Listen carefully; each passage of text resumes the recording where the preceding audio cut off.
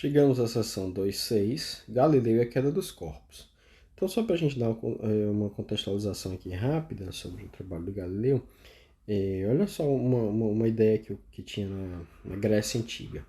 No século V a.C., Zenon de Eleia formulou 4 célebres paradoxos, um dos quais, Aquiles e a tartaruga, está diretamente relacionado com este problema. Aquiles aposta uma corrida com uma tartaruga e é 10 vezes mais veloz que ela.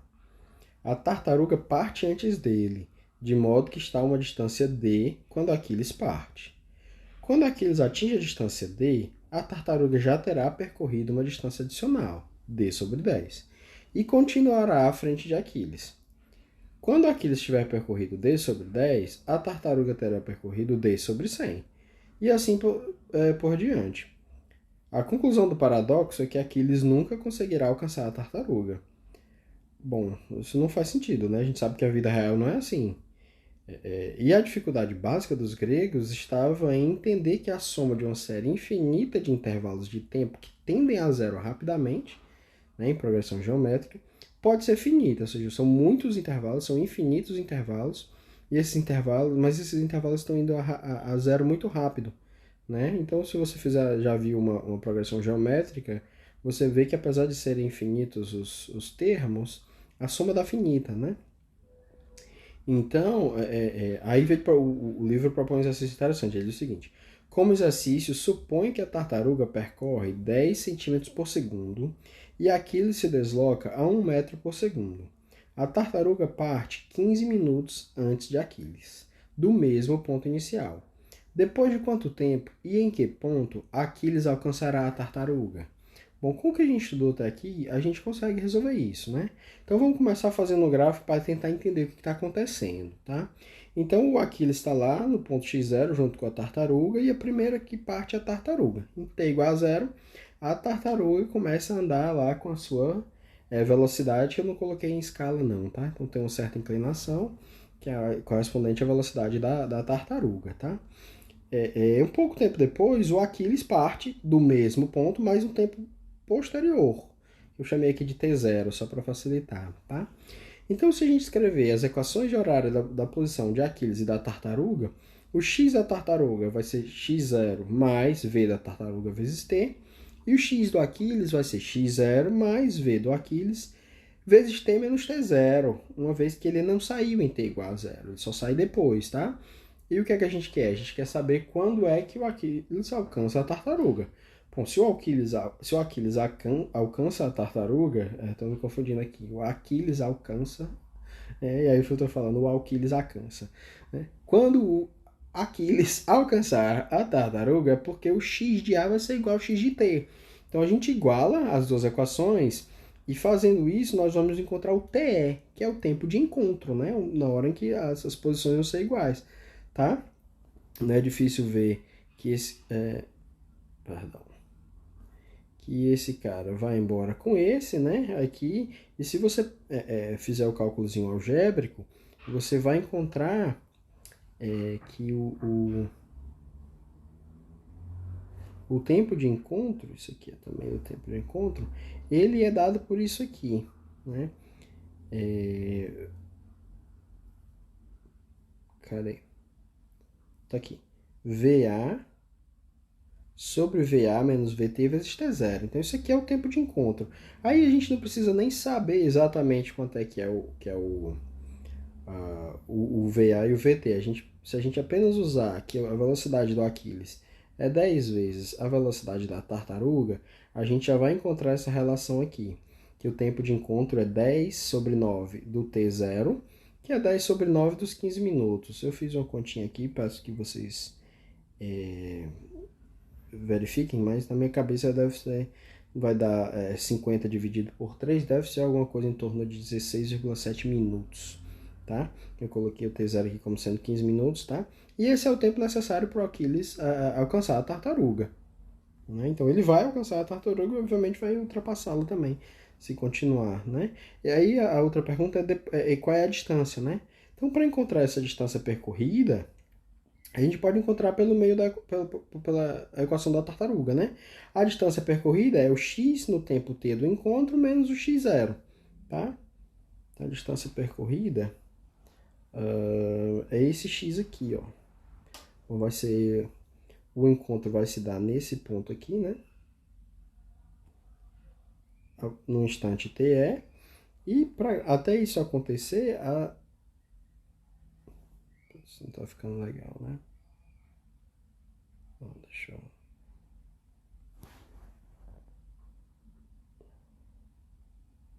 Tá, então esse aqui é o x do TE.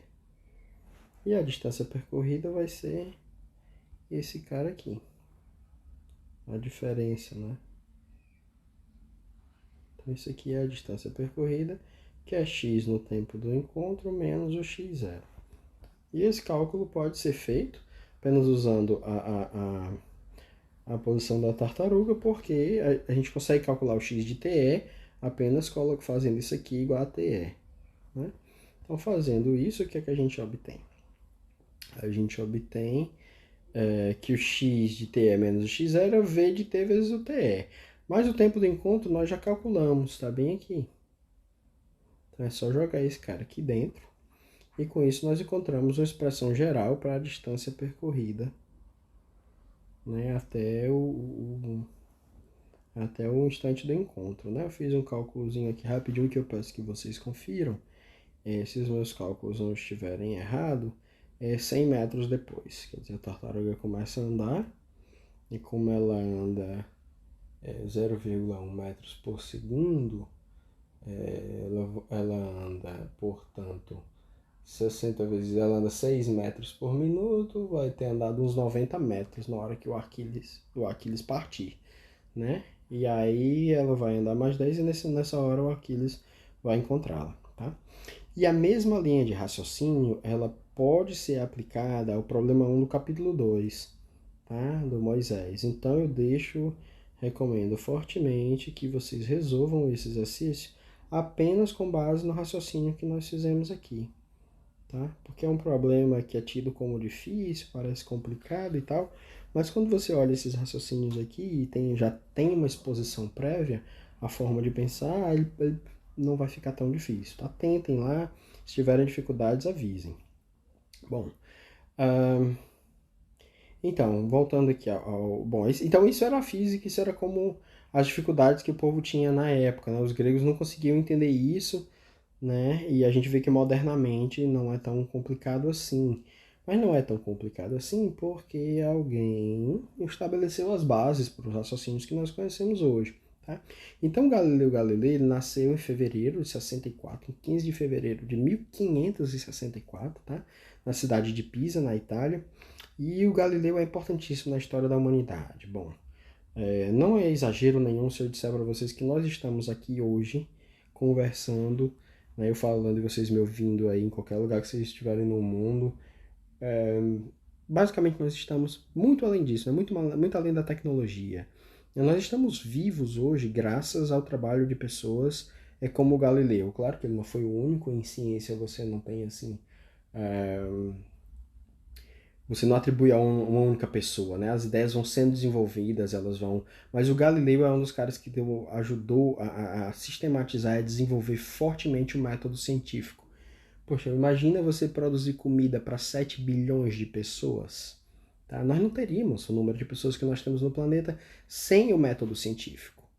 Né? Imagina você, por exemplo, pega a eletricidade, imagina um mundo de 200 anos atrás, onde não havia eletricidade. Simplesmente não é possível ter tanta gente assim, porque nós não temos máquinas nem para alimentar esse monte de gente, nem para manter viva. Muitas delas, quando passam por uma doença, precisam para um hospital, né? Então a tecnologia e o desenvolvimento científico, que é a base para essa tecnologia, né? Para o qual o trabalho de Galileu foi fundamental, tá? E isso é o que permite a gente estar aqui hoje. Bom, mas aí... Mas partindo de coisas bem simples, né? O Galileu construiu isso a partir de coisas bem simples, por exemplo, a observação da queda dos corpos, né? Então, na Grécia Antiga, uma das ideias erradas, que era... Hoje a gente sabe que é errada, mas na época era tida como aceito e virou um dogma, que os corpos mais pesados caem mais rápido. Então, se o corpo é mais massivo, ele cai mais rápido, né? Uma bola pesada, uma bola de boliche, por exemplo, deveria cair muito mais rápido do que uma pena de uma ave, tá? Então, sobre isso, eu sugiro que vocês deem uma olhadinha no vídeo do Brian Cox na BBC. É muito legal. O cara ele faz um experimento em que uma bola pesada cai junto com umas penas lá. Vejam lá o vídeo, eu não vou. Bom, vocês são capazes de imaginar o resultado, eu vou entrar em detalhes. Mas o Galileu já conhecia, já sabia o que ia fazer, o que ia acontecer com mais de 3 séculos de antecedência, né? Tem um texto aqui interessante que tem lá no livro do Moisés que diz o seguinte: Aristóteles diz que uma bola de ferro de 100 libras, caindo de 100 cúbitos de altura, atinge o solo antes que uma bala de 1 libra tenha caído de um só cúbito. Eu digo que chegam ao mesmo tempo. Fazendo a experiência, você verifica que a maior precede a menor por 2 dedos, ou seja, quando a maior chegou ao solo, a outra está a 2 dedos de altura. Você não pode querer esconder nesses 2 dedos os 99 cúbitos de Aristóteles. O que é fundamental nesse parágrafo aqui? Isso aqui, ó. Fazendo a experiência. O Galileu era um italiano pobre que não conseguiu terminar os seus estudos, porque não tinha dinheiro para se manter na universidade, tá?